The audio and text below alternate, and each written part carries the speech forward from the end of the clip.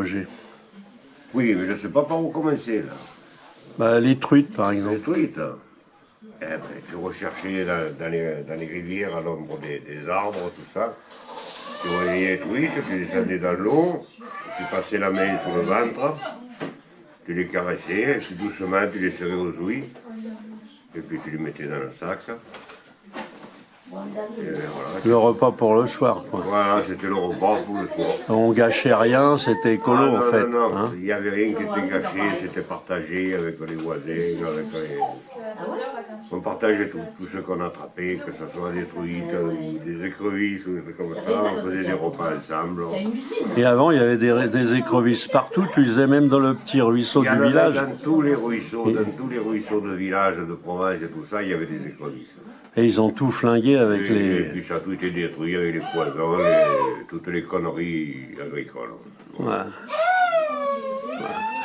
Et au niveau du gibier, tout ça, vous piégez ou quoi? Ou chassiez, vous piégez? On chassait, puis après, bon, on faisait comme tous les... Un peu d'avant, on mettait un lacet pour attraper un lapin ou pour attraper un lièvre, pour faire un repas en famille, quand il y avait une fête ou un truc comme ça. Ouais, génial. C'était le bon temps, hein. C'était le bon temps, puis il n'y avait pas de gaspillage, c'était... Ouais, et puis il y avait une solidarité entre les gens, on partageait, quoi. Voilà, on partageait. Ouais. Le partage, il se faisait régulièrement entre voisins, entre... Ok. Roger, parle-moi de la chasse un peu, ce que c'est devenu la chasse. Alors, elle dit comment tu chassais avant et comment ils chassent maintenant. Eh bien, avant, on chassait pour manger, pour le plaisir d'être dans la colline. Et puis aujourd'hui, les types, ils chassent pour vendre, depuis qu'il y a les congélateurs. Ils amassent les gibiers dans les congélateurs et ils vendent dans les restaurants de partout. Et du gibier, ben, il n'y en aura plus. Et d'ici quelques années, ben, il n'y aura plus que des chasses privées, des chasses des seigneurs. Il y aura. Et les types sont là qui payent 2000 ou 3000 euros pour aller tuer un cochon. Comme au début, ça s'est fait que les types ils payaient dans les 5000 francs pour le trophée d'un cochon dans un parc. Ils appelaient ça de la chasse et ils ont tout détruit. Voilà. Aujourd'hui, les oiseaux ils ont disparu, il y a beaucoup de choses qui disparaissent. Et les migrations ne se font plus comme avant, il y a tout qui est déstabilisé. Et du temps de ton père et de ton grand-père, et puis toi, vous étiez tous les trois dans la même tradition, c'était comment Oui. avant?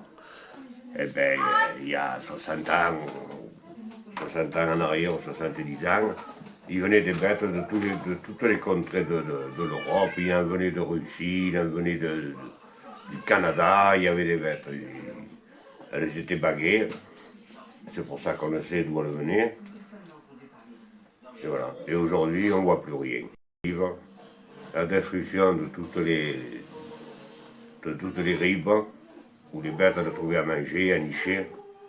Au fur et à mesure, on a grandi les champs, on a détruit toutes les ribes où les bêtes elles nichaient, elles mangeaient. Voilà, il n'y aura plus rien. Donne une leçon aux mauvais Oh, chasseurs. pauvre de nous. Voilà, bon, ben, je suis chasseur et ça m'arrive par rapport à tous ces viandards qu'il y a aujourd'hui, ben, de me retrouver face à face avec un chevreuil ou un lièvre. Il est là, il me regarde, ben, je le regarde et je le laisse partir, je ne le tue pas. Que d'autres, ils aimeraient bien rencontrer des bêtes qui s'arrêtent comme ça et les tuer plus facilement, c'est... voilà. Mais c'est pas de la chasse, ça. Hein? Mais non, c'est Ah, voilà. tuer pour tuer. Ouais. Ok. Voilà.